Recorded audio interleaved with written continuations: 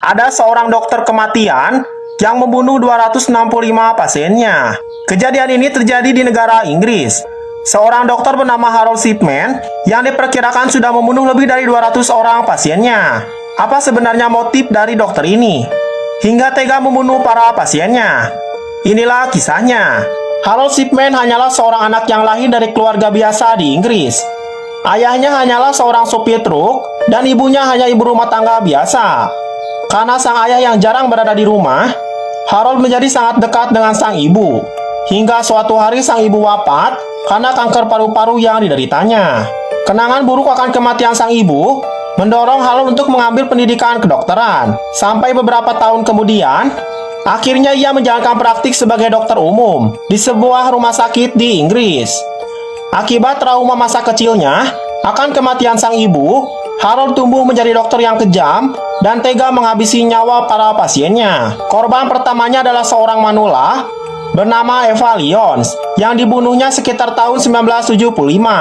Harold biasanya akan menyuntikkan morfin yang sangat tinggi pada pasiennya hingga mereka tewas. Orang yang disuntik dengan diamorfin sebesar 30 mg atau lebih biasanya akan tewas dalam 10 menit. Para korban kebanyakan adalah wanita dewasa hingga lanjut usia. Korban tertua adalah Anne Chopper yang berusia 93 tahun dan yang termuda adalah Peter Lewis yang berusia 41 tahun. Pembunuhan keji yang dilakukannya ini baru terungkap setelah Harold membunuh seorang wanita parubaya kaya raya bernama Kathleen Garundi. Suatu hari jenazah Kathleen ditemukan teruduk di sofa dan Harold mengaku bahwa kematian Kathleen disebabkan karena usianya yang sudah tua.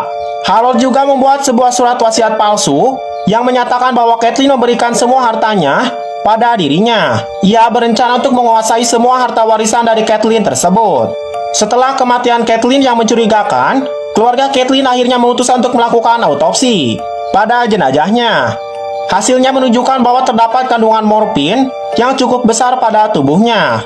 Pada awal tahun 2000, Harold akhirnya ditangkap atas tuduhan kasus pembunuhan Kathleen dan pemalsuan surat wasiat.